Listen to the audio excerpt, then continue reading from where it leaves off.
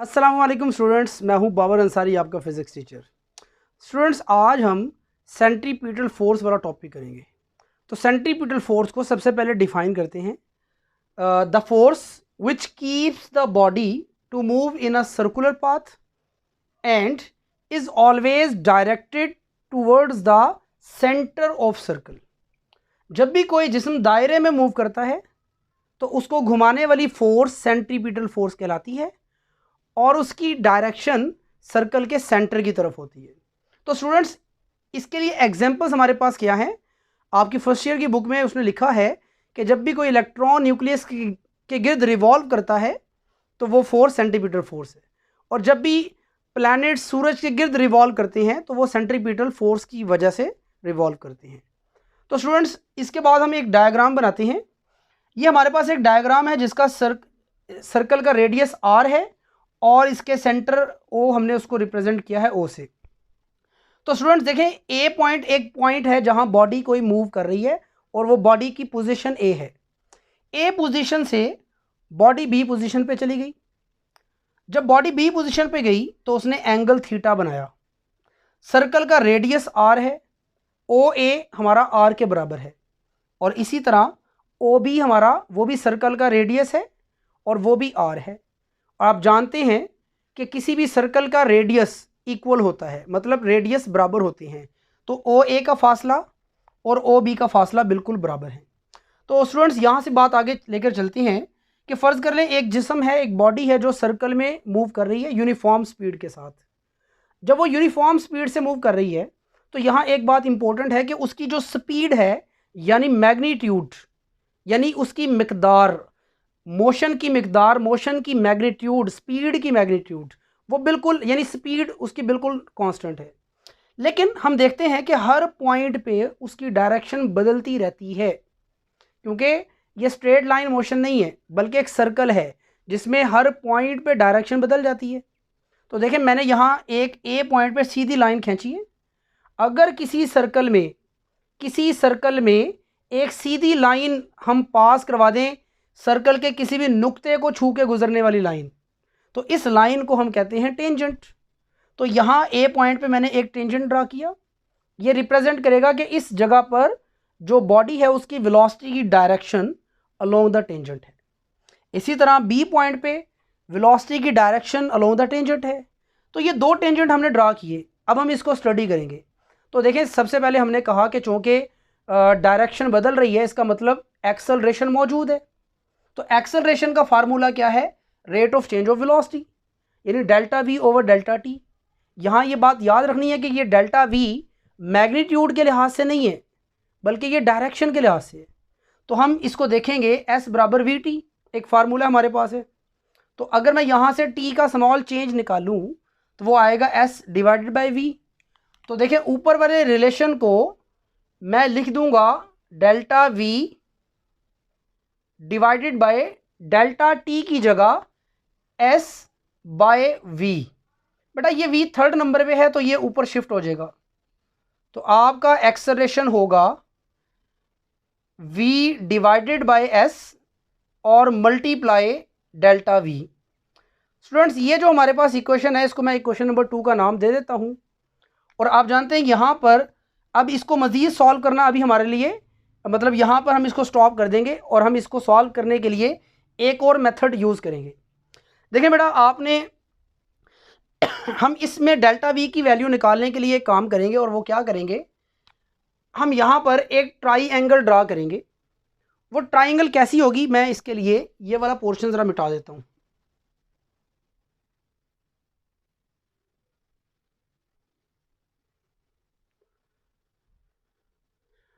जी, तो स्टूडेंट्स, यहाँ पर मैं एक ट्राइंगल ड्रा करने लगा हूँ। वो ट्राइंगल क्या है? जो आपकी v1 की डायरेक्शन है, इसके अलोंग एक मैंने वेक्टर ड्रा किया जिसको नाम मैंने दिया पी क्यू। और अगर मैं यहाँ v2 को v1 की टेल से मिला दूँ तो मैं यहाँ पर उस v2 को ऐसे ड्रा करूँगा और मैं कहूँगा ये जो v1 था ये पी क्यू के पैरेलल है और इक्वल है। ये हमने एक सिमिलैरिटी यहाँ पे लगाई है। और जो ये वाला पॉइंट है पी आर, ये V2 के इक्वल है और पैरेलल है। तो देखें आप, ये जो V1 V2 है मैंने असल में इसको मिलाया है इसके साथ और इनको नया नाम दे दिया। अब आप देखें ये जो सीधा सीधा रास्ता है ये वाला जहां मैं डॉटेड लाइन ड्रा कर रहा हूं, ये लाइन ए बी है हमारा, ये है चेंज। इसको हम एस का नाम भी दे देते हैं, यानी हमारा फासला कि बॉडी ने कितना फासला कवर किया। तो अगर मैं यहां पर इसको मैं थोड़ा छोटा बना लेता हूं, यहां पे बना लेता हूं इसको मैं ताकि नजर आए बोर्ड पे। ये हमारे पास है पी क्यू और ये हमारे पास है पी आर, और अगर मैं इसका चेंज लूंगा तो वो चेंज होगा ये, इसको मैं कहूंगा क्यू आर। तो स्टूडेंट्स ये जो हमारे पास एक ट्राइंगल है इसको मैं कहूंगा पी क्यू आर और इसके दरमियान भी एंगल थीटा है। तो स्टूडेंट्स ये बात नोट करनी है कि ये वाली ट्राइंगल हमने इस V1 और V2 के अकॉर्डिंग बनाई है। V1 की जो मैग्नीट्यूड है यानी क्वांटिटी है, या आप कह सकते हैं उसकी जो वैल्यू है वो इक्वल है बिल्कुल पी क्यू के, और जो V2 की वैल्यू है वो पी आर के इक्वल है, रिप्रेजेंट करवाया हमने उसको। तो ये क्यू आर हमारा चेंज है इस ट्राई एंगल का। अब यहाँ एक बात समझनी है कि जो हमारे पास पी क्यू है वो असल में ओ ए के परपेंडिकुलर है, यानी मैं यहाँ लिख देता हूँ कि जो पी क्यू है वो परपेंडिकुलर है ओ ए के, और इसी तरह जो हमारे पास पी आर है वो परपेंडिकुलर है हमारे पास ओ बी के। तो अगर मैं कहूं कि इसका जो चेंज है क्यू आर वो किसके परपेंडिकुलर है, तो हमें पता चलेगा कि ये क्यू आर इस ए बी के परपेंडिकुलर है। तो ये हम कहेंगे क्यू आर परपेंडिकुलर है ए बी के। तो बेटा ये बात याद रखनी है कि ये जो हमारा ए बी है, जो हम अगर मैं इस ट्राइंगल को ज़रा और अच्छे तरीके से बनाऊं ना, तो आप देख सकते हैं कि ये हमारे पास V1 है, और अगर मैं इस V2 को ज़रा आगे करके ले आऊं, ऐसे मिला दूं, तो ये हमारा V2 हो जाएगा। ये चेंज है V डेल्टा V, जो जिसको हम यहाँ पे रिप्रेजेंट करेंगे डेल्टा V से। तो स्टूडेंट्स ये जो चीज़ है ना हमारे पास, इसके दरमियान ये एंगल है थीटा, जिसको हमने पी क्यू आर ट्राइंगल के नाम से रिप्रेजेंट करवाया। तो आप देख सकते हैं कि अगर मैं ए बी की बात करूं तो ये हमारे पास ट्राइंगल जो है ए बी वो क्यू आर के परपेंडिकुलर आएगी इस डायग्राम के अकॉर्डिंग। तो यहाँ से अगर हमें ये बात पता चली है कि ये जो तीसरा पॉइंट है ये हमें ये बताता है कि इस सूरत में चूँकि हमारे पास एक ट्राइंगल है जिसमें V1 और V2 बराबर हैं आपस में, और एक ट्राइंगल है O A B, in triangle O A B उसमें आर, अगर इसको मैं 1 कहूँ इसको 2 कहूँ, तो ये दोनों रेडियस भी आपस में बिल्कुल बराबर हैं। तो स्टूडेंट्स यहाँ से मैं इस इक्वेशन को लेके चलूँगा। अब ये ट्राइंगल हमें बताती है, ये बड़ी इंपॉर्टेंट बात है जो समझना ज़रूरी है, कि अगर कोई सी दो ट्राइंगल्स ऐसी हों जिनमें दो साइड सेम हो, यानी V1 V2 सेम है और R1 R2 दूसरी ट्राइंगल का भी ये दो साइड सेम है, तो यहाँ एक बात याद रखनी है कि जो हमारे पास V1 है उसको हम कह सकते हैं कि वो चूँकि ओ ए के क्या है परपेंडिकुलर, और जो V2 है वो ओ बी के परपेंडिकुलर है। तो हमारे पास यहाँ पर जो पी क्यू है क्यू आर है वो परपेंडिकुलर होगा ए बी के। तो हमें पता चलेगा कि इनके दरमियान एंगल भी बिल्कुल सेम है। आप स्टूडेंट्स ये याद रखें कि ये जो हमारे पास V1 है ये वाला, ये एक रेडियस के बिल्कुल परपेंडिकुलर है, यानी अगर मैं यहाँ एक रेडियस ड्रा करूँ किसी सर्कल का, ये R था ना, तो ये इसके बिल्कुल परपेंडिकुलर लाइन है V1। इसी तरह याद रखें जो V2 लाइन है यहाँ पर एक और रेडियस है V2, इसका ये वाला टेंजेंट है V2। तो स्टूडेंट्स एक बात याद रखनी है कि अगर दो लाइनों के ऊपर कोई सी दो लाइनें परपेंडिकुलर हो, मसलन ये देखें ये वाली लाइन, ये दो आपके पास हैं परपेंडिकुलर्स, यानी ये वाली लाइन ओ बी और ओ ए, ये V1 और V2 पे परपेंडिकुलर हैं। अगर परपेंडिकुलर लाइंस हो और वो एक दूसरे को काट रही हो, जैसे कि मैंने डॉटेड लाइन में इसको ड्रा किया, आगे लेके गया हूं मैं, तो हमारे पास जो एंगल होगा इसके दरमियान, ओ ए बी के दरमियान, और ये वाला एंगल जो होगा वो बिल्कुल सेम होंगे। यानी पता चला कि ट्राई एंगल्स के दो साइड्स सेम हैं और उनके दरमियान जो इक्वल आर्म्स हैं, दो बाजू हैं, दो साइड्स हैं, उनके दरमियान का एंगल भी सेम है। तो बेटा ये एक थ्योरम बन जाता है जो बताता है कि जो आपकी थर्ड साइड है डेल्टा वी, इसके नीचे दोनों में से कोई साइड डिवाइड कर दें, दोनों बराबर हैं तो वी आएगा।